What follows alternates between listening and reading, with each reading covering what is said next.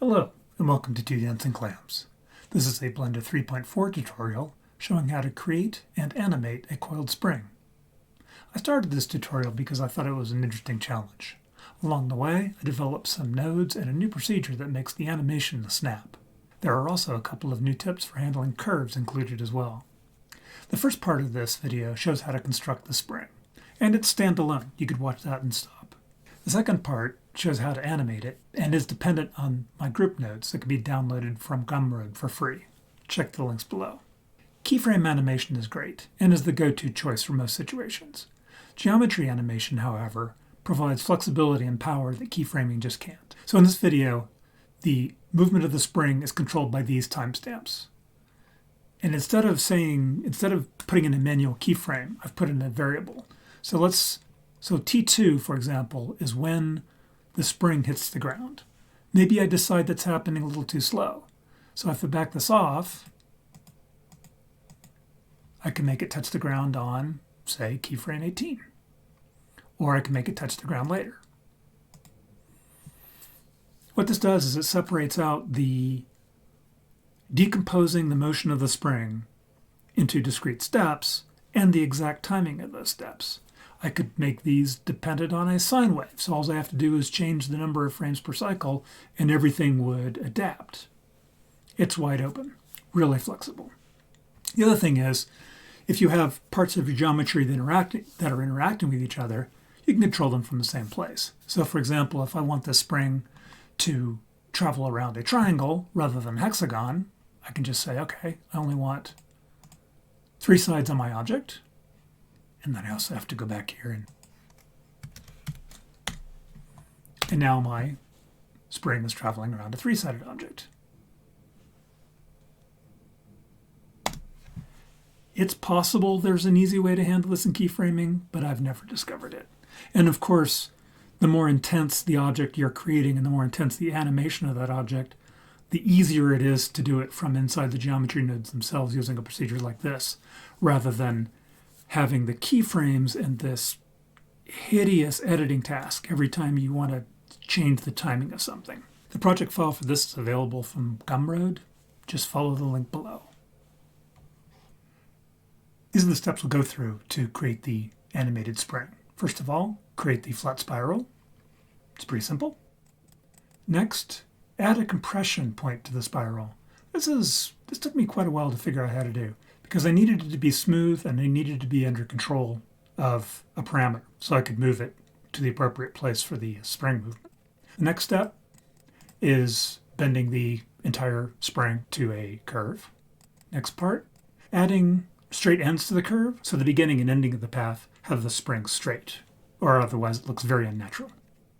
This will animate one trip of the spring. And sometime in the middle of this, when I start adding the animation nodes, you could bail and just keyframe these 4 parameters if you wanted to use keyframing. Lastly, we have the spring travel around a shape. We're using the edges of the shape to control where the spring goes. And of course, as I showed earlier in the video, those edges are settable. And this is the sort of control that's more difficult to get when you're keyframing. And again, I've been working on some more elaborate things, and geometry node animation just makes more sense as things get more and more chaotic. First things first, make sure that Node Wrangler is on under Edit, Preferences, Add-ons, Node Wrangler. It is on. I'm going to create a new window by dragging up from here, and those will be your group nodes. Let's create some geometry nodes. We won't need the cube. We will want a spiral. And the start and end radius need to be the same. 0.2 of a meter is good. And purely out of coincidence, I like 32 resolution and 32 rotations, but they can be anything you want. And let's hook these up to parameters. So if I drag out into empty space and select group input, that will create a new value over in the group nodes. And also under the modifiers, under the geometry nodes modifier. I'm going to do the same thing for rotations.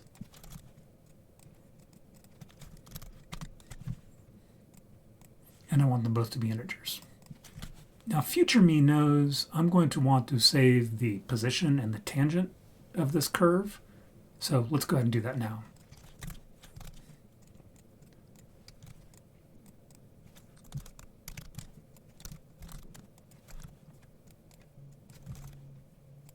Now we can use a curve to mesh to give the Slinky some solidity.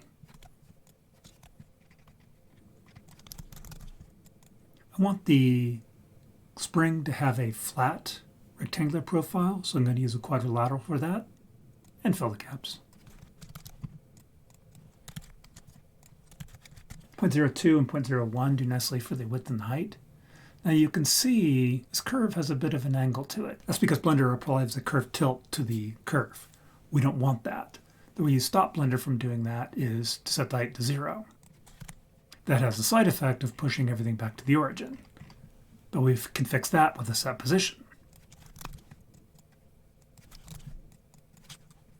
Now this didn't do anything very interesting because we're getting the curve position from that flat spiral. But what we want to do in the future is we want to get that curve position from a curved line. Not quite ready for that yet, but let's put in a straight line just to serve as a holding place so we can see something. Curved line is fine. Resample it to give it some more detail. And let's transfer the position from along this vertical line over to our curved spiral. Need to output a vector. And we need to pump this factor with this curve's factor. And now we have what we need to fix the position. And in the future, we'll also have a proper tangent. Now what we have is a nice flat spiral from the bottom to the top. But more than that, we've prepared ourselves for the future. So when we have a curve of the appropriate shape to map the Slinky to, we're ready for that. Now I want to add some compression to the spring. This could be a key takeaway from this video. I don't think I've seen this method demonstrated before. Maybe I thought of something new. What we're going to do is, this spline parameter runs from 0 to 1 smoothly. And what I'm going to do is make it not run smooth. I'm going to change the distribution of the numbers between 0 and 1. So they're still between 0 and 1, and they're contiguous. They're just lumpy. Start with my favorite curve line. And I'm going to run it from -1 to +1 in the x. And I want this line to have some detail. Doesn't really matter how much. Let's grab a position. Now what I want to do is take the x position, run it into a function, and then use that as the y value. This will make more sense in a minute.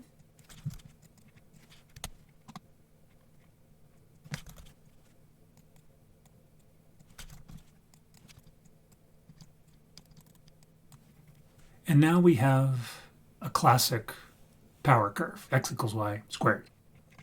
So take the x, run through the power, in this case, power of 2, so squared. Combine the x value with the y value, do a set position, and we get this. One other quick refinement is I want this power to be anything the person creating this curve wants. The problem is if we go to non-even powers, we get this result. Don't want that. So now I'll just take the absolute value of x. So when x is less than 0, we'll feed the positive value into the function, and we get a nice smooth reflection, regardless of the power. For my own benefit, I like an exponent of 3. I think it produces a nice clustering of points. So far we have a curvy line. How are we going to change that to a clustering of points? So here's an interesting thing. Let me reduce this temporarily.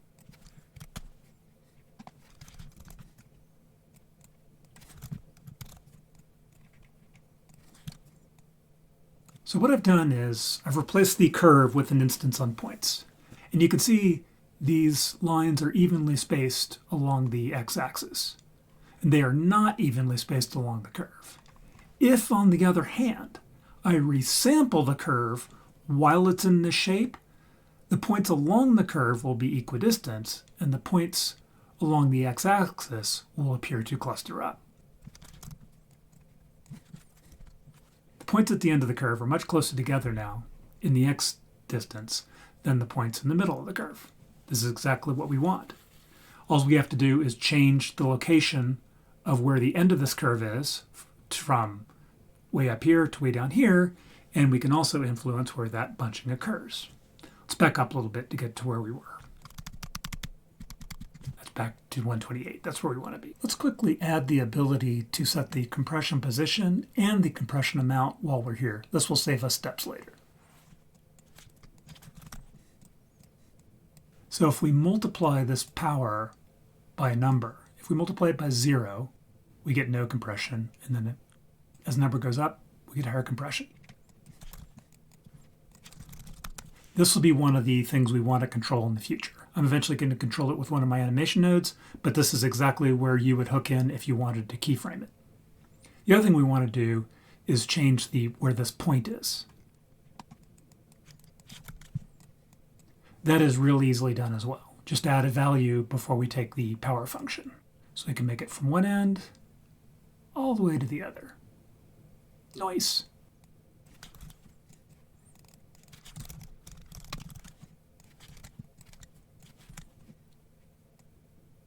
And this is also a place where you could hook in my animation stuff, or you could hook in a keyframe if you wanted to control that. Lastly, what we want to do is we are replacing the curve factor with runs from 0 to 1.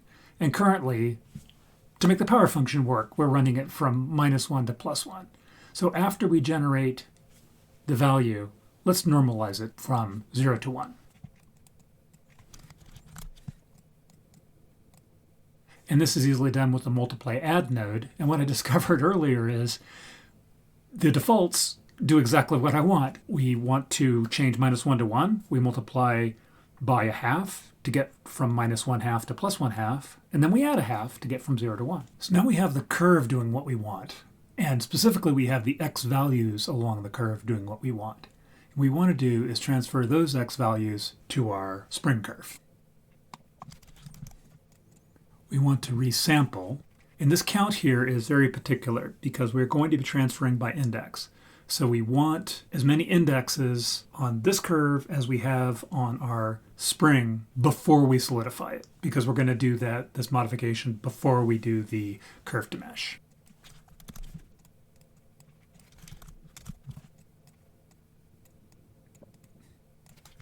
So if we take the spring resolution times the spring rotations, we get a matching number of indexes. And we want to add 1 to allow for both extents of the curve. It's handy to move it back to where we need it. And we'll hook up the old geometry. Going to use sample index. We're going to be transferring the position by its index. But we only want the x, and we're going to use that x value as the factor.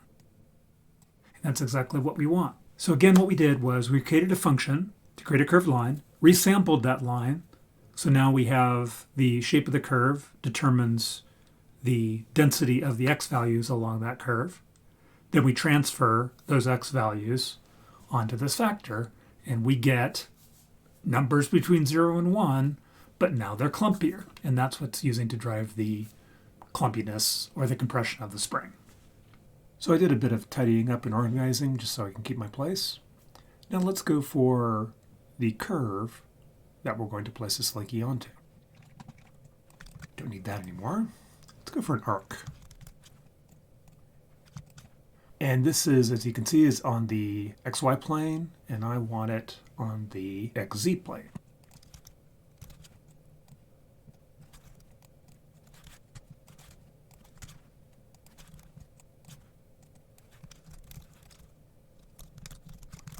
So all we have to do is rotate the arc 90 degrees around the x-axis. Set the radius to 0.5 meter. We only need half a circle. And for now, just leave the resolution at 256.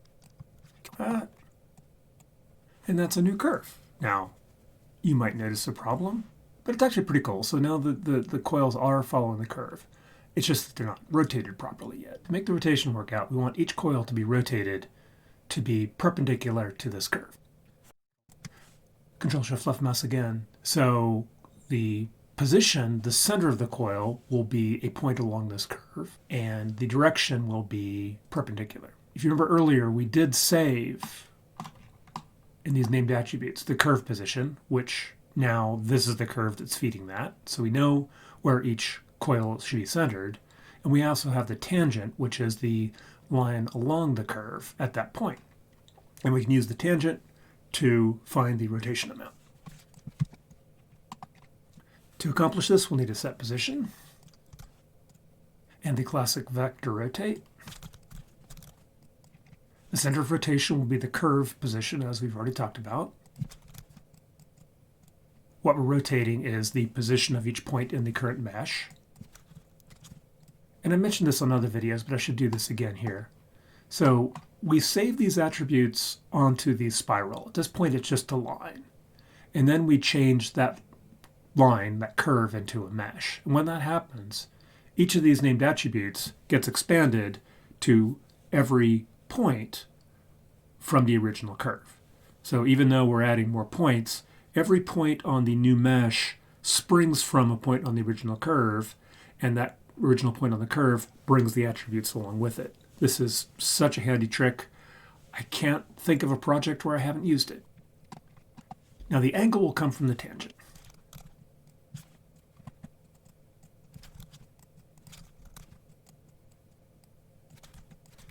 And there we have it. I'm not going to go into extreme detail about this little bit of trigonometry, but generally speaking, arctangent is the way to find the angle between two vectors, and that's what we're going to rotate by. Generally speaking, the two angles will be reversed, but in this case we want a vector that's 90 degrees to the tangent, not the tangent itself. So we flip what would be the usual order of x and z, or the usual order of the two parameters, and that gives us that perpendicular. I always struggle with how much this trig to explain, so I'm trying to find a middle ground here. So now we're pretty close. So we've got our spring, it's traveling along an arc.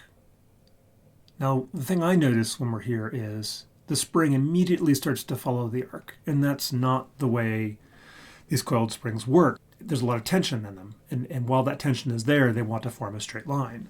So what we want to do, instead of having the arc start immediately, I want there to be a section of straight line at the beginning and the end of the arc so that the spring can form a nice stack. We do that by taking both of the last points on the arc and moving them straight down. To add the straight sections to the end of the curve, I'm just going to identify the points at the end of the curve and move them down a bit.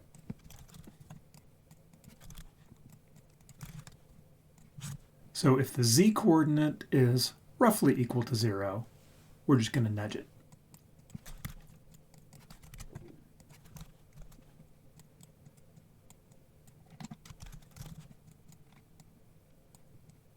And there we have it. This is a method I came up with while doing this video. It's simpler than the one I did originally, so if you download the project file from Gumroad, you'll get a few more nodes. No big deal, they do exactly the same thing.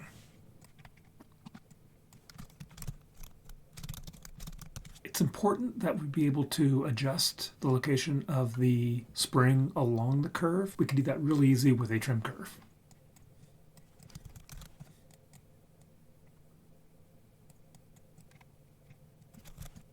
Drag out into space, select group input to create a new value.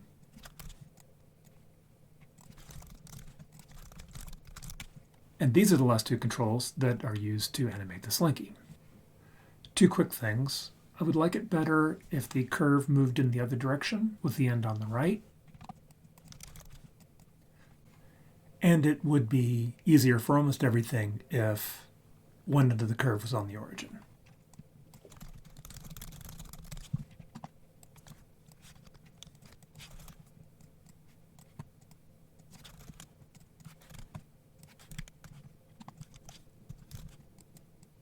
So this is the final form. And if you just want a single animated sequence of the spring, you could do it with the nodes I'm about to talk about, or you could do it with keyframing. And this would be classic storyboarding.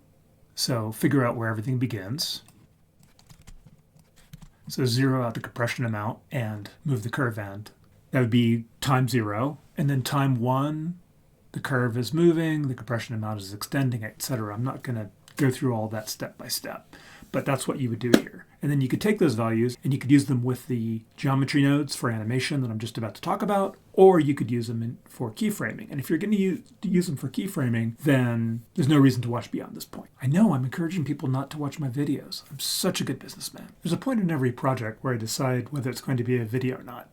And this is the point on that project where I decided that yes, this really has something new to introduce. So let's get started with the animation. First of all, I want to produce some time codes. Not well thought out, just something to get started with.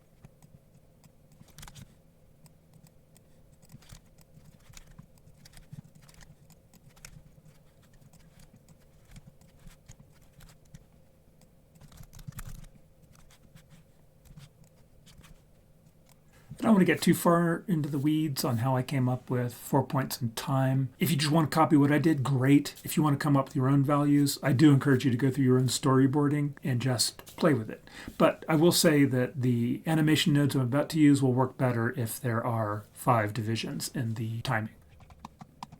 The gist of this is we are going to create a series of points. The only purpose of these points is to save values. And specifically, they will save the values that control the animation. So if we have 250 frames, we're going to have 250 points. And that way we can get all our data collected together into this point cloud and then just use the current frame number, copy over the data at that index from the point cloud, and that will tell us where our animation needs to be at the time. If you want to understand where these nodes came from and what I was thinking when I created them, there is a link to the previous video that talks all about that. Here, I'm just going to use them.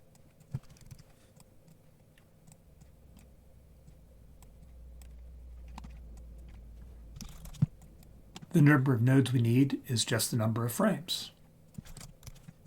Now I'm going to do something a little bit weird, but I just want to have a window with all the timestamps in it, so let's create that.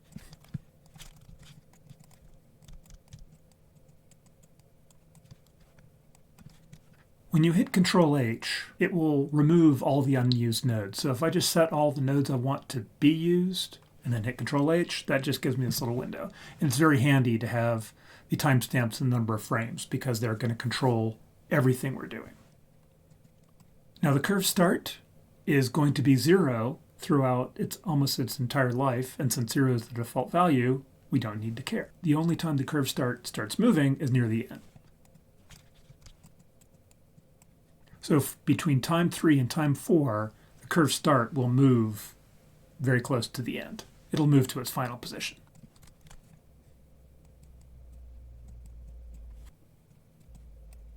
So between time 3 and time 4, we will create a number between 0 and 1 and output that factor. This little box here will take the factor and change it into a range between 0 and 0.9, because 0.9 will be the final position of the curve start, and 0.1 will be the first position of the curve end. So 0.1 will be the spring when it's fully compressed. And then we will use a store attribute to save those values in our point cloud. Let's look at what we've done by using the spreadsheet. So you can see curve start is the attribute we just created, and it is 0 everywhere, which is what we want, until T3, time 3, where it starts increasing from 0 to 0.9 at the end. It's perfect. And that is the essence of everything we are doing here. So what we're doing is just adding information to this list of points. We'll add more and more as we go along. And when we finish, this list of 40 points, 40 frames, is going to contain all the information we need to animate the spring. Not only that, but it adds it in a way that, like, if I change T2 on the fly, I just change the number here. And I don't have to go back and adjust every keyframe that was referencing that T2 value. The more elaborate your animation gets, the more this pays dividends. Let's add a couple of empty frames at the end. I think it looks better if there's a slight delay between cycles. And because we did that, there'll be a couple of 0 values at the end now. Let's get rid of those. I just want a constant value of 0.9 in there. And any time between T4 and the frames per cycle should be covered that. We don't need this factor because the value isn't changing. And we just want to make sure that the 0.9 is stored in this range. So we got zeros. We got zeros, and then it ramps up, and then it plateaus at 0.9. Perfect.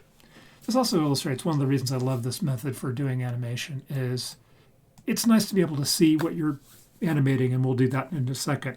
But it's also really nice just to look at all the values. So when things flash or things suddenly jump to the wrong position, you can know exactly what frame that happened on and zero in on it really quickly. The end of the curve will be 1 for almost all the time.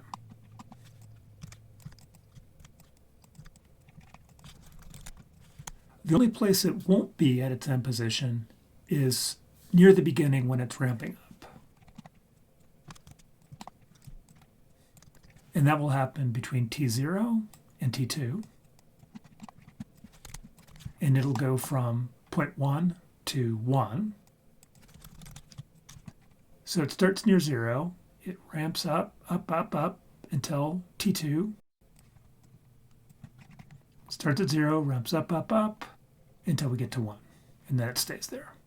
Now let's see these in action. So this is where we put the trim curve, and this is where the curve start and curve end are going to have their effect. And I just realized that this trim curve should be after the bounding box calculation. Wouldn't matter until now. So we don't need these group inputs anymore. Shift F1 to get back to the asset library.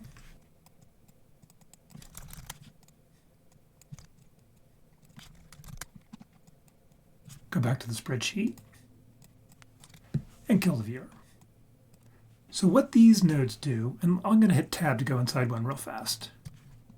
So all this does is it takes the geometry and it does a sample index. And all the sample nodes, sample index, sample curve, are designed to transfer information from one geometry to another.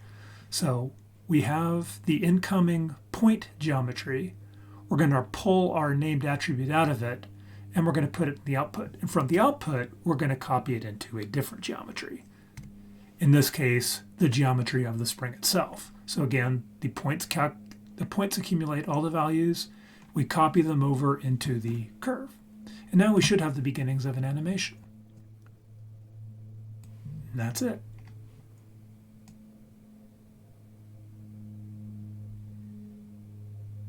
There are two more parameters to control the Slinky animation. The first is the compression position, and the second is the compression amount.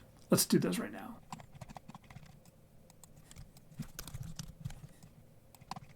First, let's set a default for this. What we're doing here is altering exponential curve starts, and that runs from -1 to +1. And we want to start the curve position very close to the beginning, but not at the beginning, because if you set it all the way to -1, the math gets a little bit squirrely. So 0.7 is good enough. During the middle part of the animation, we want the compressed position to move from near the start to near the end.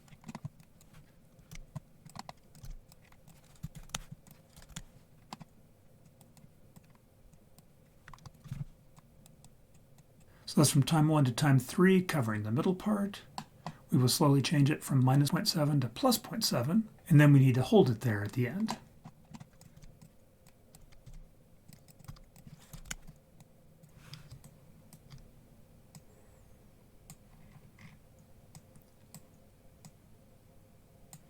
Let's check this real quick. So the compressed position goes from -0.7, stays there for a while, and then increases to +0.7, and then stays there the rest of the time. Lastly, we want the compression amount. And that will be 0, except where we set it to not be 0.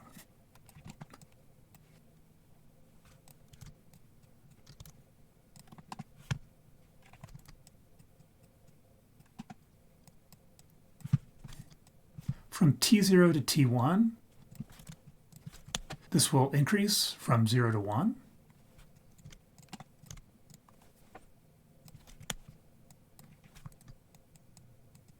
From time 1 to time 3, we'll hold it steady at 1.0.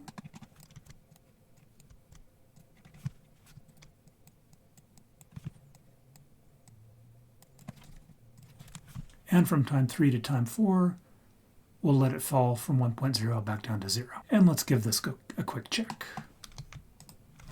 So compression amount from 0 up to 1, for 1 back to 0.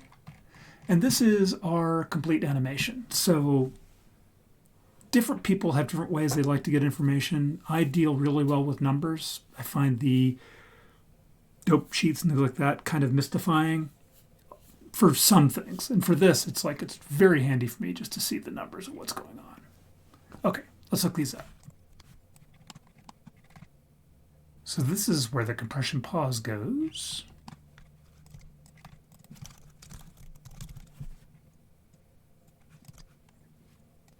And the compression amount hooks in here. And if we've done our job right, nice, you can see, nice and stretchy. This is just a little bit hard to visualize sometimes, but at the beginning, we are moving the compression point, and we're also moving the end point of the spring. So we get this uncompressed spring reaching out. And then as the spring gets over there, we're moving the compression point back around as this point starts to stack up and this point starts to unstack. And then pretty much the mirror of what happened at the start. And that's it for one iteration of the Slinky. The only thing that remains to be done is make it move around our platform. Lastly, let's show the spring traveling around a series of points.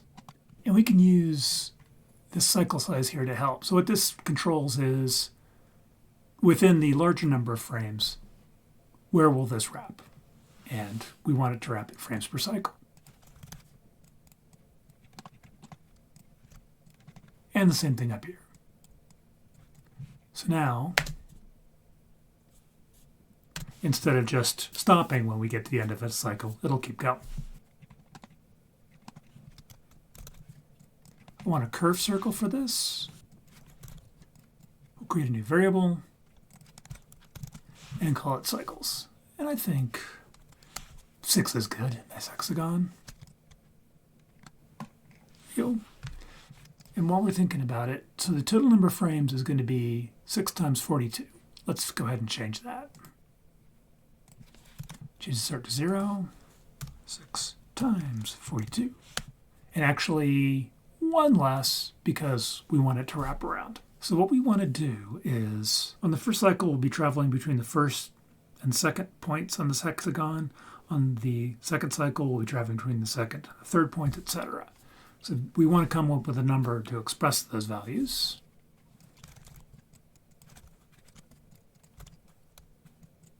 So if we take this index, we're going to use another point cloud. So this index corresponds to a number between 0 and the number of frames. We divide that by the frames per cycle. We get a number that tells us which iteration we're on.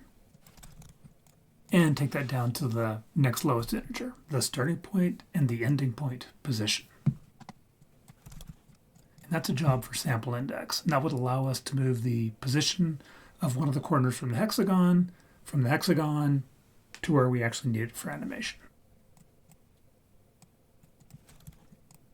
That's the first position.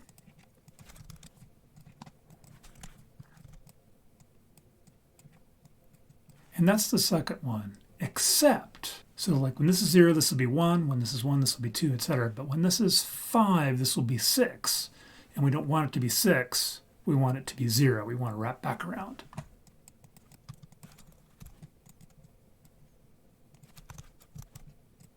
So if we take that number into a modulo by the number of cycles, that will take us back around to 0. And we're also going to create a point cloud to store this information in. In this particular case, it's not so much because of complexity like we did the spring motion. But in this case, it's because we'll want to use the same information in a couple of different geometries. And it's just easier to do it in the point cloud way. The first geometry is we'll use it to affect the curve that defines a spring, and we'll use some other parameters to rotate the final spring.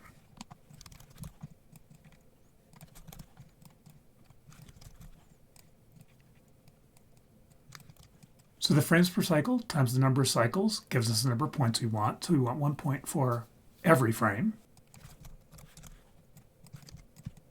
One of the pieces of information we want to capture is the starting location of the first point. And we have that right there. The second bit of data we want to store is the distance from the first point to the second point.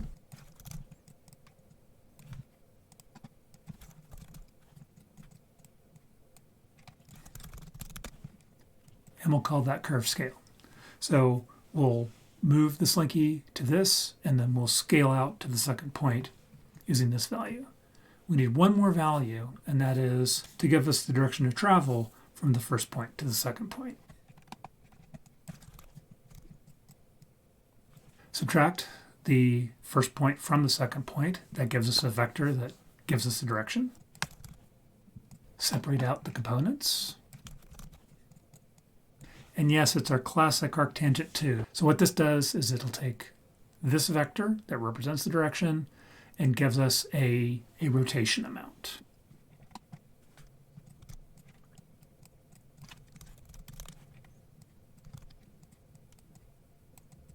And that's everything we need to control the movement of the Slinky around the perimeter.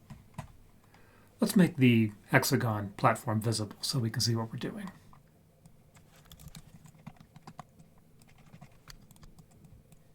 Stick in a quick join geometry. The best place to start is the earliest, so let's get in the scale because we'll do that right before the trim. And we'll do that with a set position. We'll use the vector version of the sample attribute. Grab the curve scale.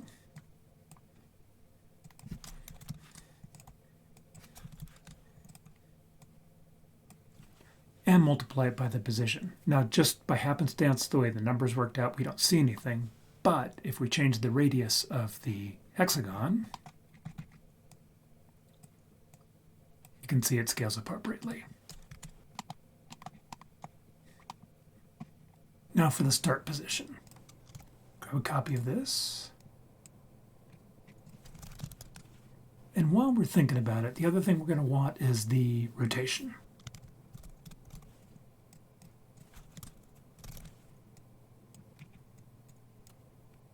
And we need these over here at the end. First off, we need to handle the rotation.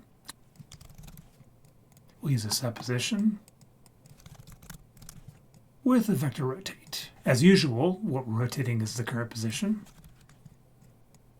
by the amount of angle we calculated earlier.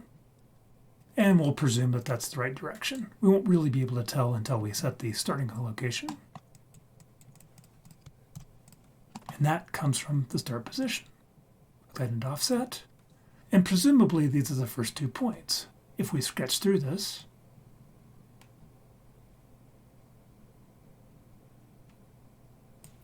and let's let it go to make sure it wraps.